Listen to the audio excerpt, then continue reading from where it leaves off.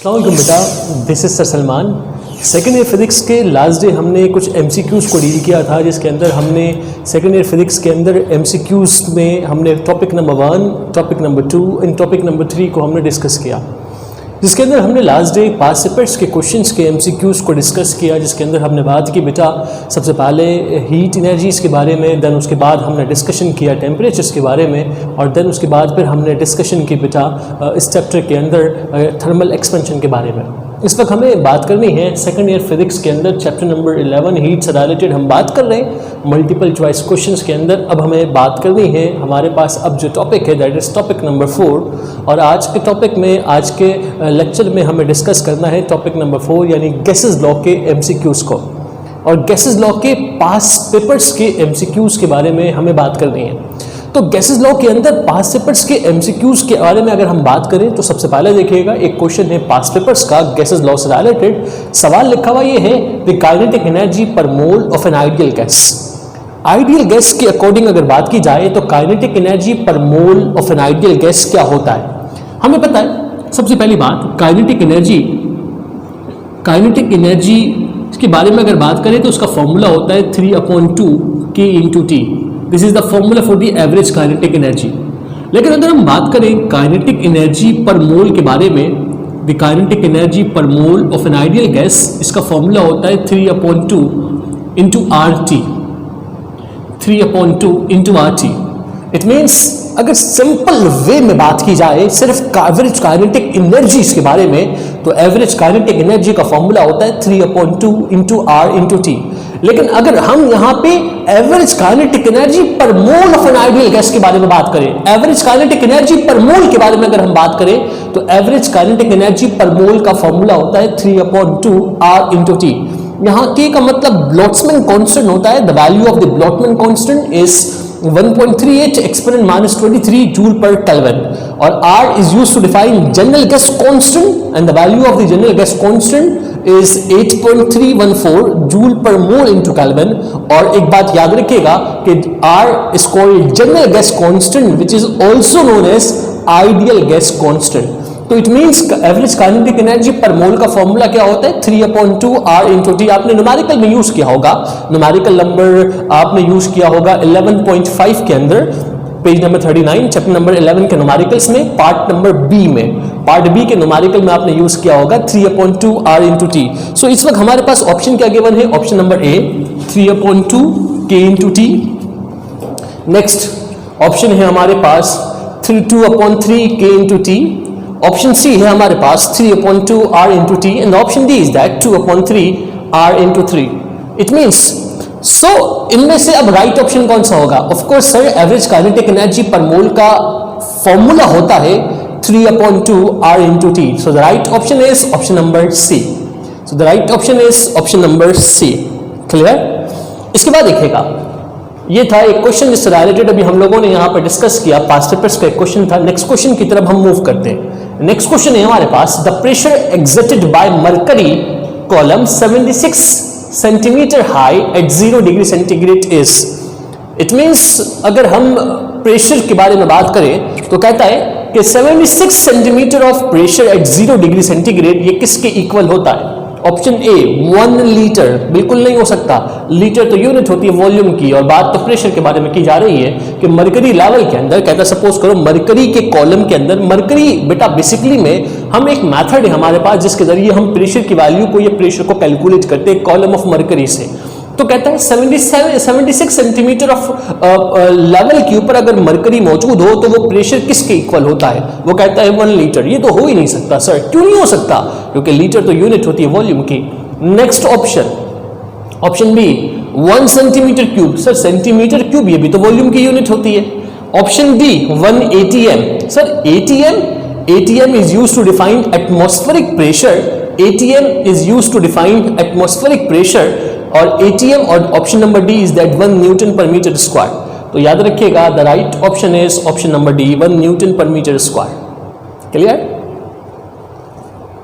The next question is, according to kinetic theory of gases the average transitional kinetic energy of the molecule of an ideal gas the average transitional kinetic energy of the molecule of an ideal gas is, अगर याद करो आपको एक formula drive करवाया गया था average kinetic energy का, भी मैंने मेंशन भी किया कि average kinetic energy is directly proportional to absolute temperature, और फिर कहा यह गया था कि भाई एवरेज काइनेटिक एनर्जी ये इक्वल होती है सर किसके, 3/2 K इंटू टी, जी बिल्कुल 3/2 K into T. So it means average kinetic energy is equals to 3/2 K into T के। सो इस वक्त हमारे पास ऑप्शन क्या माने, option A 1/3 K into T, ना सर ये नहीं हो सकता। ऑप्शन बी किधर गया, option B 3/2 K into T, option C 2/3 K into T, option D KT। So the right option is option number B 3/2 K into T, 3/2 K into T. Clear? Means average transitional kinetic energy, आपने derivation deal किया था इसका, और आपने जब verification की थी Boyle's law की और चार्ल्स लॉ की on the basis of kinetic molecular theory of pressure equation, उसके अंदर हमने इस फॉर्मूले को बार बार यूज किया था कि एवरेज काइनेटिक एनर्जी ये इक्वल होती है 3/2 K इंटू टी के। सो इसके बाद देखिएगा, अब हम आगे मूव करते हैं। इसके बाद नेक्स्ट क्वेश्चन है, नेक्स्ट क्वेश्चन से रिलेटेड हम बात करते हैं। The pressure exerted by the gas molecule on the wall of a container increases. अगर pressure on the wall of a container is increases if the temperature of the gas decrease, option B velocity of the molecule decreases, option C collision of the molecule of a gas with wall increases, option D none of them। so क्या होगा, वो कहता है pressure की condition को अगर मैं define करूं तो हमें पता है according to Boyle's law volume inversely होती है प्रेशर के। अगर वो कहता है प्रेशर इंक्रीज हो रही है तो इसका मतलब वॉल्यूम क्या होगा, डिक्रीज होगा। प्रेशर अगर इंक्रीज हो रही है तो वॉल्यूम क्या होगा, डिक्रीज होगा। वो कहता है कि सपोज करते हैं एक सिस्टम है जिसके अंदर गैसेस के मॉलिक्यूल्स मौजूद हैं, और सिस्टम में मौजूद गैसेस के मॉलिक्यूल्स के प्रेशर जो है वो इंक्रीज हो रहा है। प्रेशर होता क्या है आपको पता है, गैसेस के मॉलिक्यूल्स कंटिन्यूअसली मोशन को परफॉर्म करते हैं। गैसेस के मॉलिक्यूल्स कंटिन्यूअसली वाइब्रेटरी या रैंडमली मोशन को परफॉर्म करते हैं। एक मॉलिक्यूल दूसरे मॉलिक्यूल से कोलाइड करता है, एक्शन रिएक्शन होता है, मॉलिक्यूल रिबैक होता है, वॉल पे जाके टकराता है, वॉल के जिस एरिया पे टकराता है उस एरिया को हम यूनिट एरिया कहते हैं, और जब वो टकराता है तो उसके ऊपर प्रेशर फोर्स को अप्लाई करता है, और फोर्स जिस यूनिट एरिया पे अप्लाई होता है उसे नाम दिया जाता है प्रेशर का। मॉलिक्यूल जितनी ज्यादा कोलाइड करेंगे, मॉलिक्यूल्स के बिटवीन कोलिजन की पॉसिबिलिटी जितनी ज्यादा होगी, एक्शन रिएक्शन उतना ज्यादा होता है। दैट इज द रीजन जितनी ज्यादा एक्शन रिएक्शन होती है उतना ही ज्यादा मॉलिक्यूल्स वॉल पे जाकर प्रेशर को अप्लाई करता है। So the right option is temperature of the molecule of gas decrease, ना सर प्रेशर टेम्परेचर पर डिपेंड नहीं करता। Velocity of the molecule decreases, नहीं सर वेलोसिटी के ऊपर डिपेंड नहीं कर सकता। वेलोसिटी डिक्रीज होगी तो कोलिजन कम होगा, कोलिजन कम होगा तो इसका मतलब एक्शन रिएक्शन कम होगा, एक्शन रिएक्शन कम होगा तो प्रेशर भी कम होगा। ऑप्शन सी में कहता है collision of the molecule of a gas with wall increases, molecules के बिटवीन कोलिजन ज्यादा होगी, बिल्कुल मॉलिक्यूल्स के बिटवीन कोलिजन ज्यादा होगी तो इस मीन सिस्टम का प्रेशर भी ज्यादा होगा। So the right option is option number C. Clear? क्योंकि मॉलिक्यूल्स के बिटवीन कोलिजन जितना, मॉलिक्यूल्स के बिटवीन कोलिजन जितना ज्यादा होगा, मॉलिक्यूल्स के बिटवीन कोलिजन की पॉसिबिलिटी जितनी ज्यादा होगी उतना ही ज्यादा मॉलिक्यूल्स जाकर वॉल से टकराएगा, और मॉलिक्यूल्स जितनी ज्यादा वॉल से टकराएगा उतना ही ज्यादा प्रेशर सिस्टम के ऊपर, सिस्टम के सिलेंडर के ऊपर मॉलिक्यूल अप्लाई करेगा। So the right option is option number C. Clear? इसके बाद अब हम आगे मूव करते हैं। अब हमारे पास नेक्स्ट क्वेश्चन क्या होगा देखते हैं। पास्ट पेपर्स का एक और सवाल है, the kinetic energy of the molecule of an ideal gas at absolute zero temperature will be. What is the kinetic energy of the molecule of an ideal gas at absolute zero? Absolute zero temperature will be option A infinite, option B zero, option C very high, option D below zero. याद रखिएगा बेटा, अगर absolute zero हो, कहता है kinetic energy of an ideal gas at absolute zero absolute zero temperature, absolute zero का मतलब होता है, देखो बेटा,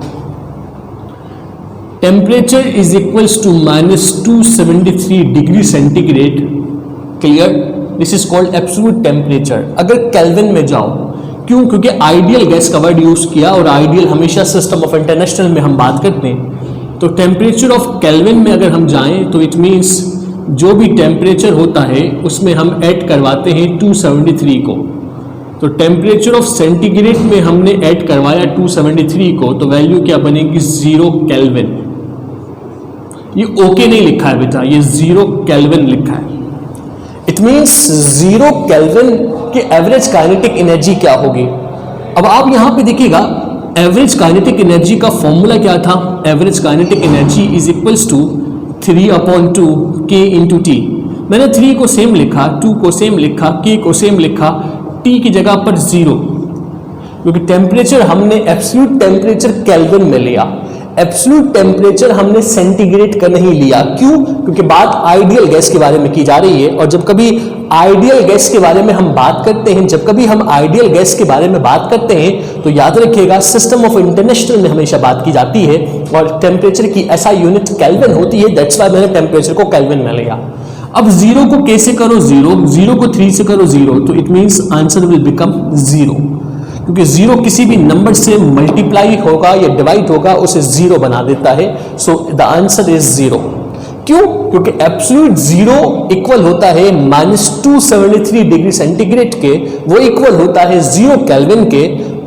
ठीक है, किस तरह से इक्वल होता है? फॉर्मूला आपके सामने लिखा है, temperature of kelvin is equals to temperature of centigrade plus 273। इसकी जगह पर -273 लिखा, इसकी जगह पर +273, दोनों को सम करोगे तो 0 केल्विन बन जाएगा। तो अगर टेम्परेचर 0 केल्विन है तो इट मींस काइनेटिक एनर्जी भी क्या बनेगी? Average kinetic energy is 0। So the right option is 0। Clear? Hope so that कि आप सबको समझ में आ गया होगा। इसके बाद हम आगे मूव करते हैं। मेरे बच्चों, इसे कॉपी करना है तो कॉपी कर लीजिएगा, मैं आपके सामने स्लाइड्स को शो कर देता हूं, दिस वन।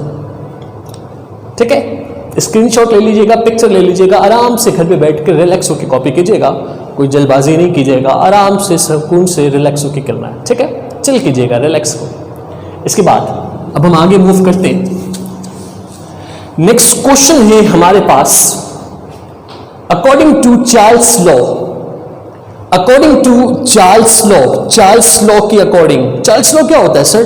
चार्ल्स लॉ को अगर हम डिफाइन करें तो हमारे यहां कहा जाता है the volume is directly proportional to absolute temperature, it means V upon T is equals to constant। ऐसा ही है, it means volume is directly proportional to absolute temperature, it means V upon T is equals to constant। so option number A, PV equals to constant, नहीं sir ये तो Boyle's law का होता है।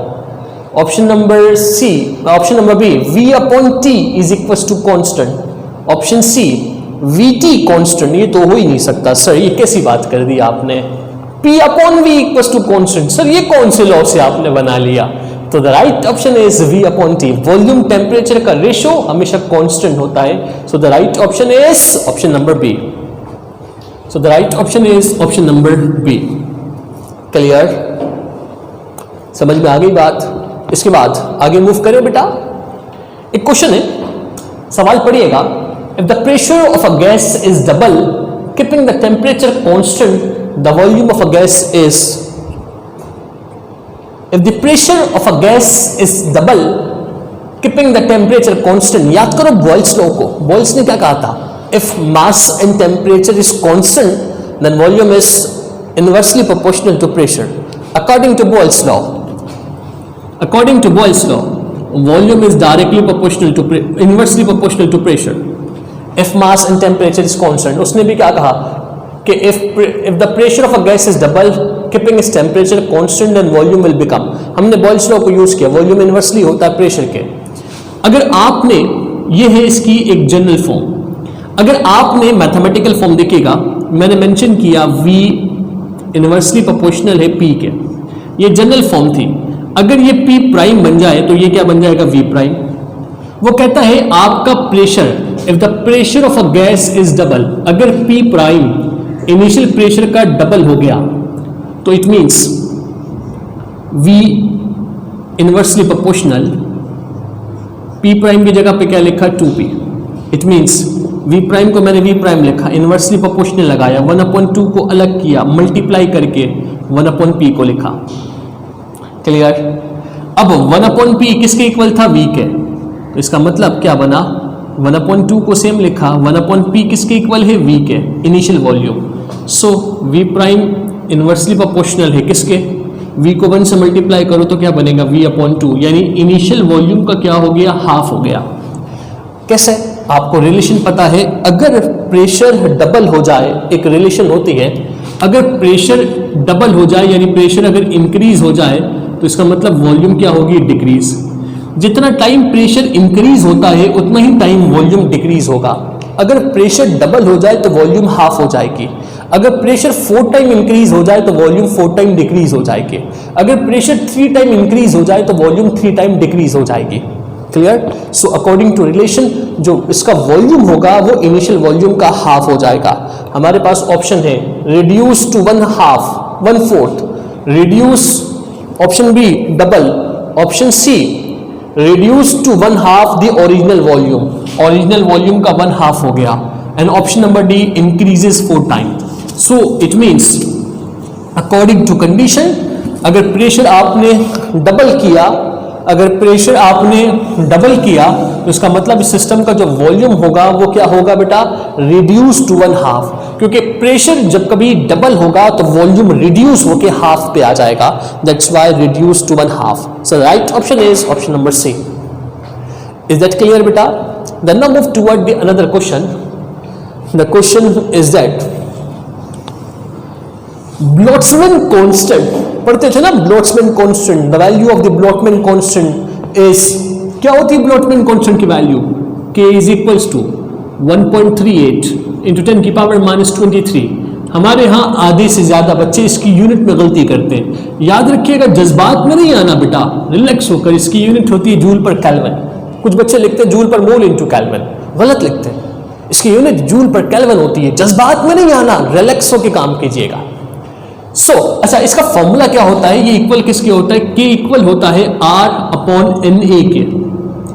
R का मतलब जनरल गैस कांस्टेंट और Na का मतलब Avogadro constant. So Boltzmann constant is R into Na। नहीं सर, ये नहीं हो सकता। Option B R/Na, option C Na/R, and option D is none of them. So the right option is, check कीजिएगा, R/Na. R is called general gas constant and Na is used to define Avogadro constant. So the right option is R/Na. ये सारे पास papers के question है। तुम्हें बेटा, आप सबको पास papers के क्वेश्चन करवाने का मकसद ये है कि थ्योरेटिकल वे से आपको स्ट्रॉन्ग किया, न्यूमेरिकल की 33 इयर्स के क्वेश्चंस को हमने सॉल्व किया, 100% हमने अपना काम परफेक्ट किया। और आप सब ने बेटा हर क्वेश्चन की 3 टाइम प्रैक्टिस किया, कुछ क्वेश्चंस की मैंने 5 टाइम प्रैक्टिस करवाई। आप सब ने डेली बेसिस के ऊपर मुझे अपना असाइनमेंट सबमिट करवाया। आप सब ने चैप्टर्स की तैयारी, अगर देखा जाए तो हमने हर एक चीज को हर बैलेंस करके डील किया, और अल्हम्दुलिल्लाह आप सब ने बेटा न्यूमेरिकल की जिस तरह से तैयारी की है, मैं बहुत सेटिस्फाई हो गया इस चीज के ऊपर कि आप सब ने 3 टाइम 4 टाइम 5 टाइम प्रैक्टिस करके डेली सबमिट करवाया, और हमने तमाम क्वेश्चंस को डील किया। अब एमसीक्यूज बाकी था, एमसीक्यूज पास पेपर से 100% परफेक्ट करवा रहा हूँ। चैप्टर नंबर 11 हमें 100% परफेक्ट करना है। एग्जामिनेशन पॉइंट ऑफ व्यू से एक बहुत इंपॉर्टेंट चैप्टर है। आप इसके एमसीक्यूज को देख के अंदाजा कर सकते हो, हर टॉपिक से एमसीक्यूज एग्जाम में आ चुके हैं जो कि हम यहाँ पे डिस्कस कर रहे हैं। सो अब हम मूव करते हैं नेक्स्ट क्वेश्चन की तरफ। सो मेरा बेटा देखिएगा, मूव करते हैं नेक्स्ट क्वेश्चन की तरफ। The next question is RMS। R का मतलब root mean square speed, root mean square velocity of a gas molecule at absolute zero. क्या होगा अभी बताया ना, एब्सोल्यूट जीरो, एब्सोल्यूट जीरो। बहुत रिलैक्स होकर देखना, एब्सोल्यूट जीरो का मतलब टेम्परेचर किसके इक्वल होगा? सर ये इक्वल होता है 0 केल्विन के, या फिर हम इसे सेंटीग्रेड में जाएं तो -273 डिग्री सेंटीग्रेड। फॉर्मूला क्या होता है रूट मीन स्क्वायर स्पीड का? आपने डील किया होगा, V में लिख रहा हूं, मैं पूरा नहीं लिख रहा, चलो मैं पूरा लिख देता हूँ यार, खुश हो जाओ बेटा। Root mean squared speed, formula क्या था, square root of 3p upon rho. फिर हमने ये कहा था बेटा इसका एक और फॉर्मूला होता है, क्या, 3kt अपॉन m। याद आया, याद आया बेटा? मैंने कहा था कि हमने इसके दो फॉर्मूलाज मैंने बताए थे आपको, एक क्या था 3p अपॉन रॉ, जो कि हमने सिंपल वे में रूट मीन स्क्वायर स्पीड की डेफिनेशन में डील किया, और देन उसके बाद हमने न्यूमेरिकल पॉइंट ऑफ व्यू से इस न्यूमेरिकल के इस फॉर्मूले को हमने यूज किया था 3kt अपॉन m। अब गौर से देखो वो कहता है रूट मीन स्क्वायर स्पीड क्या होगा अगर टेम्परेचर क्या हो जाए, एब्सोल्यूट टेम्परेचर हो जाए, यानी 0 केल्विन हो जाए। हम ऐसा ही सिस्टम में काम कर रहे हैं बेटा। तो अगर मैं एब्सोल्यूट टेम्परेचर को लूँ, के को सेम लिखा, टी की जगह पे क्या लिखा, टी की वैल्यू क्या है 0 अपॉन m। 0 से k मल्टीप्लाई हुआ 0, 0 से 3 मल्टीप्लाई हुआ 0, 0 से m मल्टीप्लाई हुआ 0।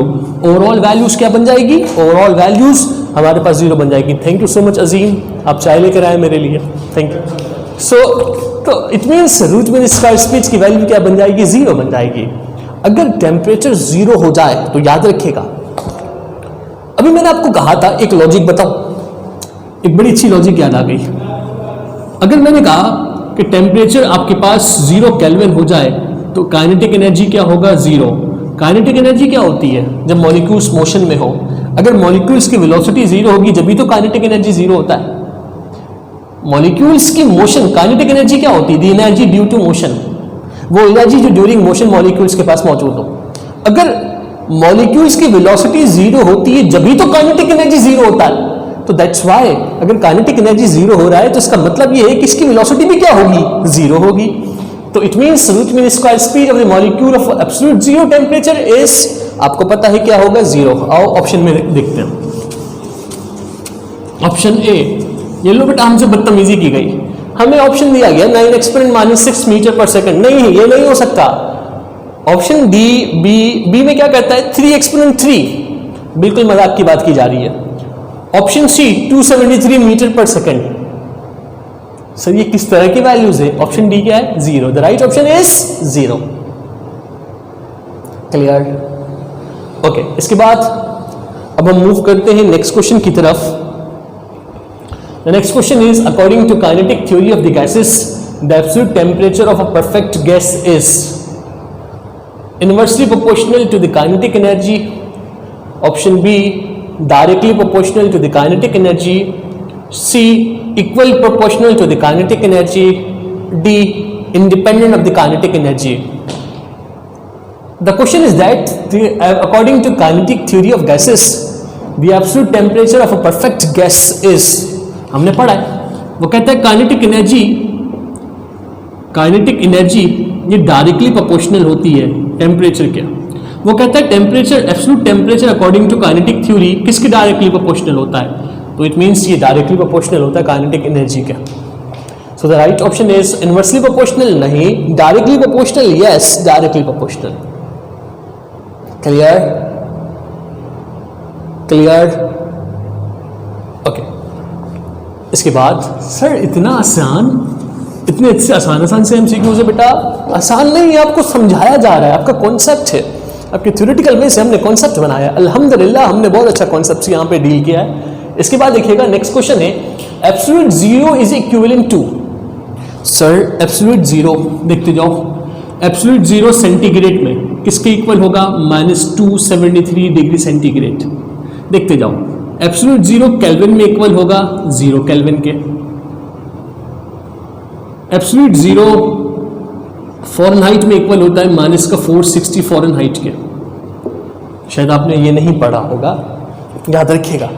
एब्सोल्यूट 0 सेंटीग्रेड में -273 डिग्री सेंटीग्रेड, केल्विन में 0 केल्विन, और फॉरेनहाइट में -460 degree Fahrenheit. Option A 100, option D 273, option C 0, option D -460। So the right option is, centigrade में अगर 273 होता तो हम 273 को मार्क करते माइनस का, अगर केल्विन में 0 होता तो हम केल्विन के 0 में जाते।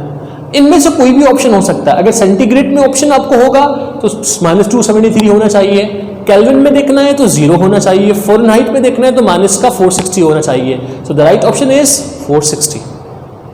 सो the right option is 460। Clear?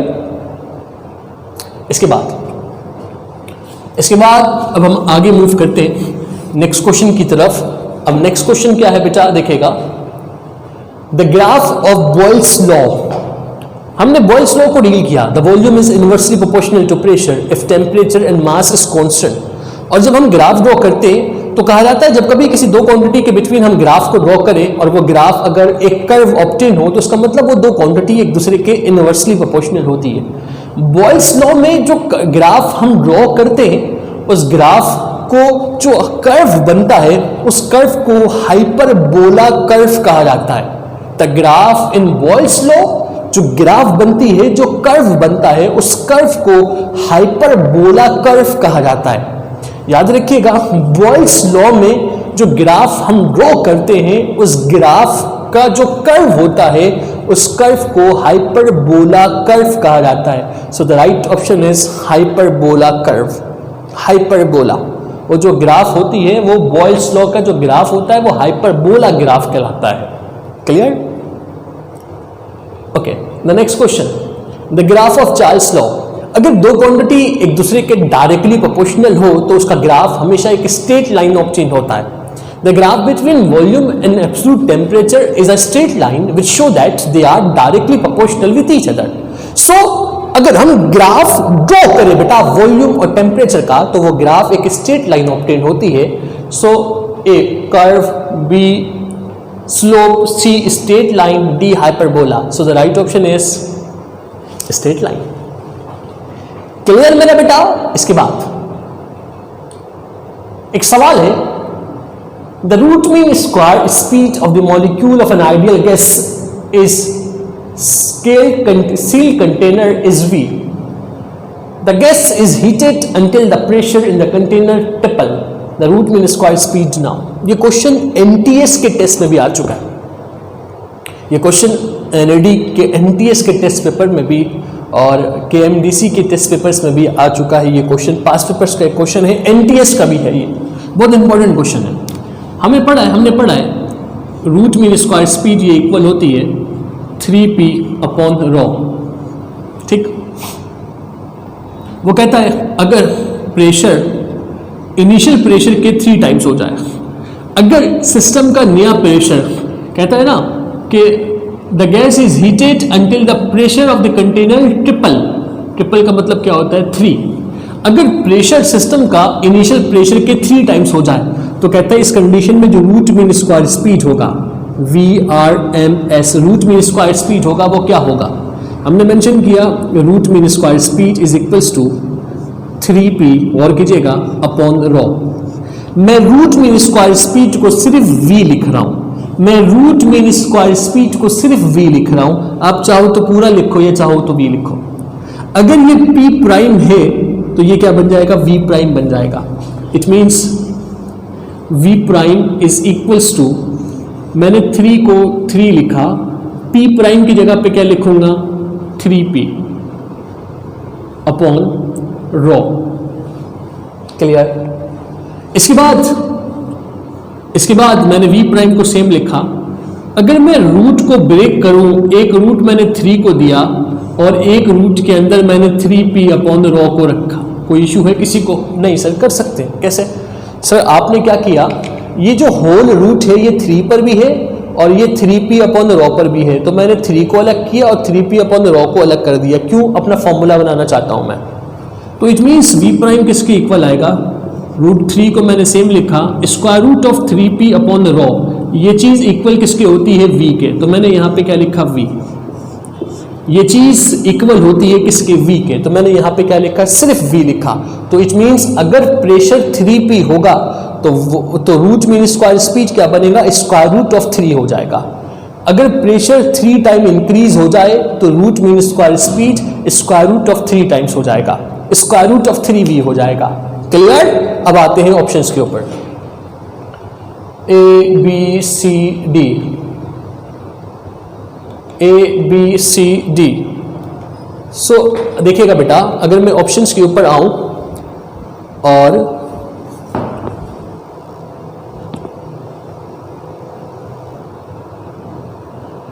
सो बेटा यहाँ पे देखेगा तो इट मीन्स हमारा अगर प्रेशर 3 टाइम इंक्रीज हो तो root mean square speed square root of 3 बन जाती है। अब हम मूव करते हैं ऑप्शंस की तरफ। आंसर क्या आना चाहिए? Root 3v, root 3v। Option A square root of 3v, root 3v। Option B 3, option D था 3, ऑप्शन सी है 9v, ऑप्शन बी है v/9। So the right option is square root of 3 into v, square root of 3 into v। The right option is option number A, square root of 3 into v। और मैंने calculate करके भी दिखाया ये value किस तरह से आई। होप सो दैट कि आप सबको समझ में आ गया होगा। और आज जो हमने टॉपिक को डील किया, आज हमने गैसेस लॉ के बारे में बात की और अल्हम्दुलिल्लाह हमने गैसेस लॉ के कॉन्सेप्ट को कंप्लीट किया और गैसेस लॉ के टॉपिक्स को हमने यहाँ पे वाइंड अप किया। एग्जाम में पास्ट पेपर्स के अंदर जो गैसेस लॉ के कॉन्सेप्ट थे और जितने भी क्वेश्चंस पास्ट पेपर्स में गैसेस लॉ के आ चुके हैं, हमने तमाम क्वेश्चंस को यहाँ पे कम्प्लीटली डील किया और तमाम क्वेश्चंस को हमने अकॉर्डिंग टू कॉन्सेप्ट हमने सिंप्लीफाई भी किया और अपने कॉन्सेप्ट के अकॉर्डिंग उसकी जो भी बेसिक एक्सप्लेनेशन थी मैंने उसके साथ पास्ट पेपर्स के गैसेस लॉ के क्वेश्चंस को भी MCQs को भी हमने कंप्लीट किया। एट दी एंड अब हमारे पास क्या होगा कि बेटा नेक्स्ट लेक्चर में इंशाल्लाह नेक्स्ट डे आपको MCQs के थर्मोडायनामिक्स के MCQs पास्ट पेपर्स के हम डील करेंगे और उसके बाद फिर इंशाल्लाह बहुत जल्द फिजिकल क्लासेस भी होनी है आपकी। और यहाँ तक अभी हमने इसे डील किया। मेरे बच्चों थैंक यू सो मच बेटा, अपना बहुत ख्याल रखेगा। अल्लाह पाक से दुआ है अल्लाह पाक आपको आपके पेरेंट्स को अपने हिफ्ज़ अमान में रखे और बहुत बेस्ट तैयारी हो आपकी इंशाल्लाह। हमारे लिए भी दुआ कीजिएगा कि अल्लाह पाक हम सबको भी अपने हिफ्ज़ अमान में रखे। थैंक यू सो मच बेटा, अल्लाह हाफ़िज़।